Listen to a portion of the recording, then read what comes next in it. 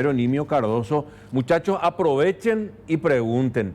Sextorsión, Epa. sextorsión, sobre todo ustedes que están con el teléfono todo el tiempo y según me dijeron le aceptan a, no sé. Le voy a saludar al comisario Nimio Cardoso. Y quieren ver nuestras fotos. Vamos a ver cómo te va, si por ahí ahora te sale una de estas cosas. Comisario Nimio Cardoso, ¿cómo le va? Buenas tardes. Dante, muy buenas tardes a vos y a la audiencia. ¿Cómo está? Un gusto de saludarte, comisario.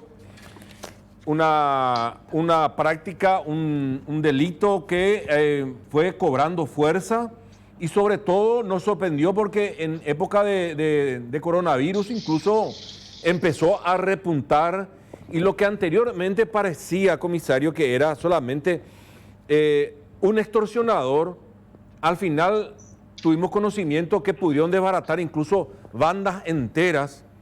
Uno era el que contactaba, otro el que le llamaba, otra persona fingía ser la mamá de la víctima, después ya le aparecía la denuncia policial, ¿verdad? Entre comillas, ya le aparecía la denuncia en la fiscalía, todo para generar el cuerpo y darle credibilidad a una supuesta denuncia y un proceso judicial, y obviamente entiendo que había muchos incautos que caían. Básicamente, ¿cómo opera la sextorsión? Si podemos arrancar por ahí, comisario, te vamos a agradecer. Sí, muchas gracias, Dante, primeramente por el espacio que nos estás dando en nombre de la Policía Nacional y el Departamento Antisecuestro, quienes somos los que estamos liderando todo este proceso de la lucha contra la extorsión y el secuestro, ¿verdad?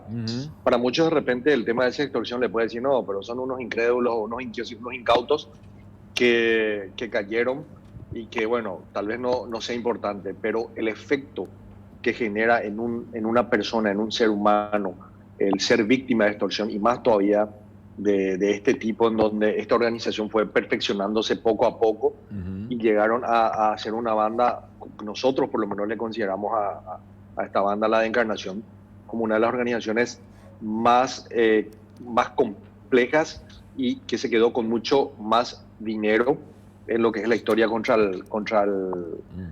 la extorsión, ¿verdad? Para entrar un poco en ambiente en el tema de las estadísticas, nosotros el año pasado, en el 2019, cerramos con no más de 50 denuncias en lo que va de la sextorsión, en 365 días que lleva un año. Antes del cierre del primer semestre, de enero antes de los primeros 6 meses, nosotros cerramos con más de casi 150 denuncias. Triplicamos en medio año, comisario. Prácticamente, si vamos a quitar por números, por días inclusive, de lo que eran una denuncia semanal, pasamos a 2 o 3 denuncias por día prácticamente, ¿verdad?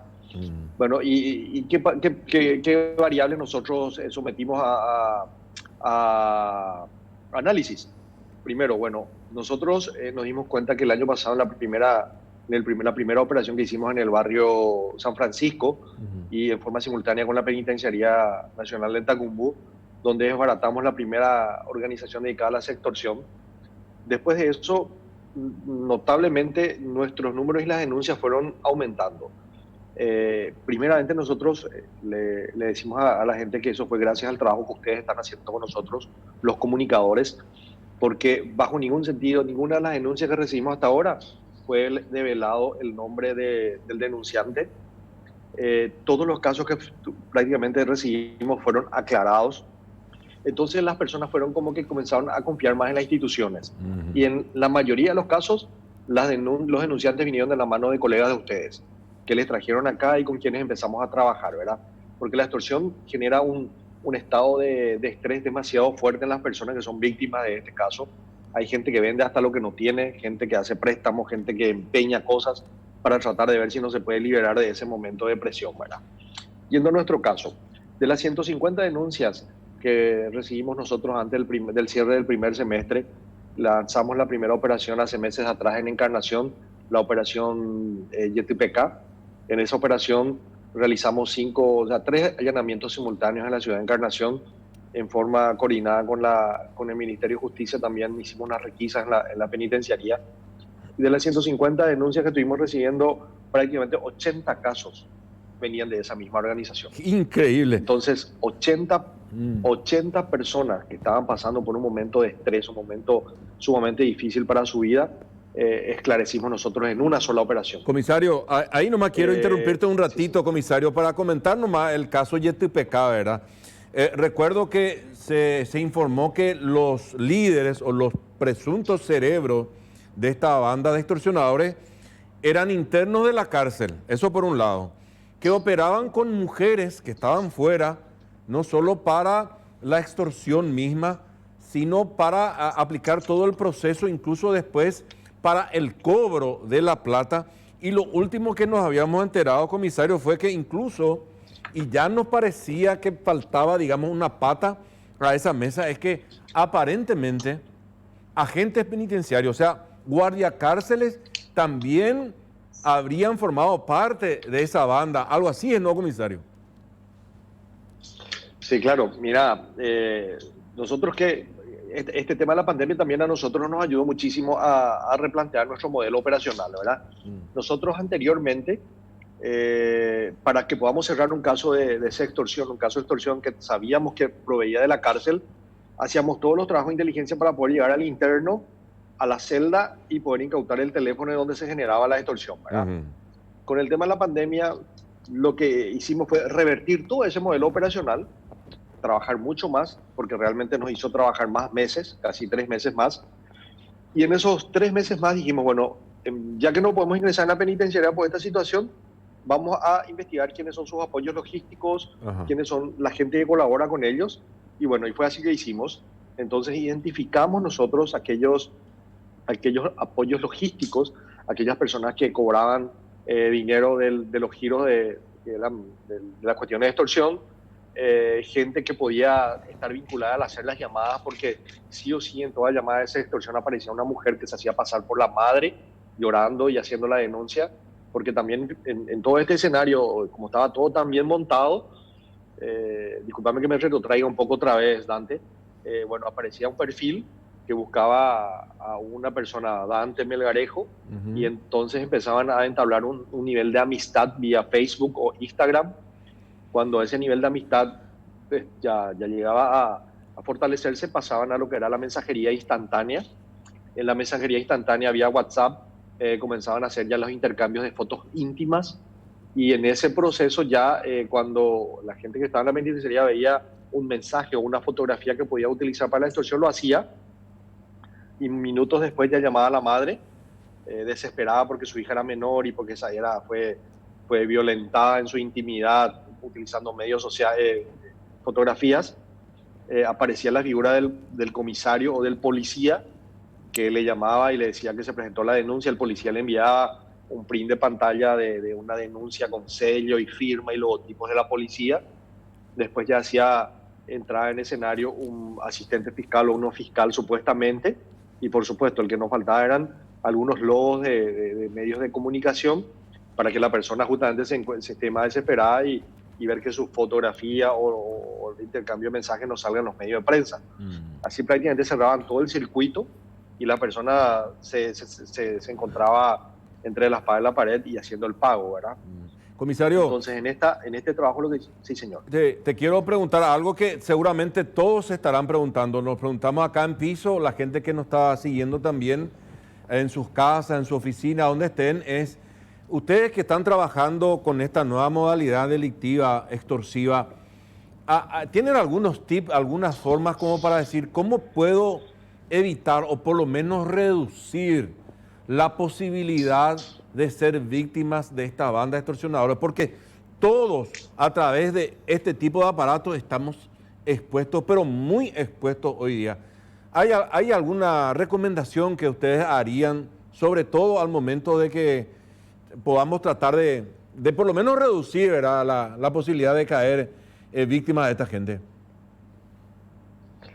Dante, yo no sé si te recordás aquella campaña que hicimos hace unos años atrás en el Ministerio del Interior, donde decía una chica linda jamás te va a llamar, donde fuimos bastante criticados en su momento, ¿verdad? Sí. Entonces, lo que le decimos a la gente es que bueno, eso fue tomado un poco para que la gente entienda y comprenda que por generar los perfiles que se crean desde la penitenciaría o de este tipo de organizaciones son fotos traídas de internet o fotos en donde el perfil de la persona, de la niña, en este caso que le está escribiendo, es un perfil que puede ser inclusive candidata a un certamen de belleza, ¿verdad?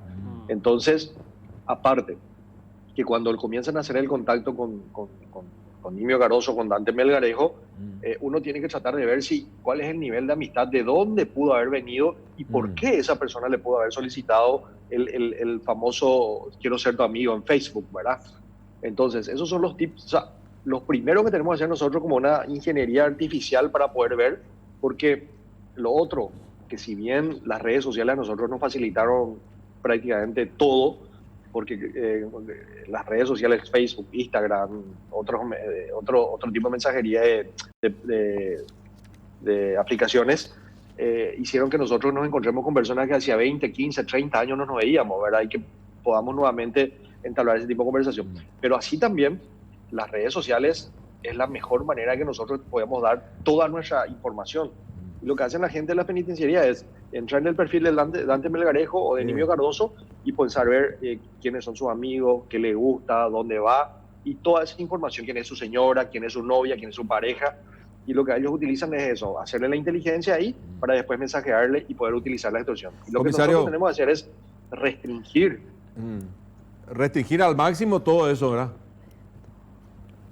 Tenemos que restringir al máximo, Dante, en lo posible. Vemos si ese nivel del por qué esa persona contactó con Dante Melgarejo, si es amigo del compañero, mío, suyo, y hacer esa trazabilidad, ¿verdad? Una última, usted sabe, comisario, que es tirano, sobre todo en televisión, y ya me tengo a alguien que me dice, perdón, pero quiero, para ir cerrando, comisario, ese tema que me parece fundamental, el tema de la confidencialidad, que a lo mejor es la razón del por qué más gente está haciendo la denuncia. A lo mejor existía, no sé si la misma cantidad, pero preferían de repente la gente pagar nomás y no hacer la denuncia. Pero esa confianza que se ha generado, me gustaría que explique eso para cerrar esta entrevista, comisario. ¿Cómo funciona ese proceso desde el Departamento Antisecuestro de la Policía para que la gente entienda, comisario? Mira, Dante, acá es una confianza que fuimos realizando juntos, ¿verdad? Porque como le dije, los comunicadores, ustedes, los formadores de opinión, tienen mucho que ver en esto de haber ganado la confianza en la sociedad. Porque si una persona viene a Antisecuestro a hacer su denuncia desesperado, no viendo esa luz de esperanza ya al final del túnel, nosotros tenemos personal especializado en el tema de asistencia psicológica, pero también eso tiene un proceso, porque también trabajamos con la Fiscalía. La Fiscalía tiene mucho que ver también en este éxito, porque si nosotros recibimos el nombre acá del denunciante, pasamos a la Fiscalía, nunca hasta hoy día se filtró el nombre de un denunciante. Bueno. Es verdad. ¿Qué quiere decir eso? Que la gente confía. O sea, yo te decía algo antes, nadie quiere pasar de Gil, que se dio cuenta de que en algún momento dado le jodieron que el tipo pagó o que el tipo estuvo mostrando sus partes íntimas a un extraño. Entonces, lo peor para la persona va a ser si se llega a divulgar eso. Y lo que nosotros hacemos es justamente manejar todo en forma confidencial y sobre todas las cosas, la gente que cubre el área policial y que nos acompaña en los procedimientos, los allanamientos, siempre se portaban con nosotros de una manera espectacular. Y le agradecemos a ustedes, en el nombre de vos, a todos tus colegas, porque como te dije, eso es ganar la confianza, y la confianza lo ganamos formando equipos.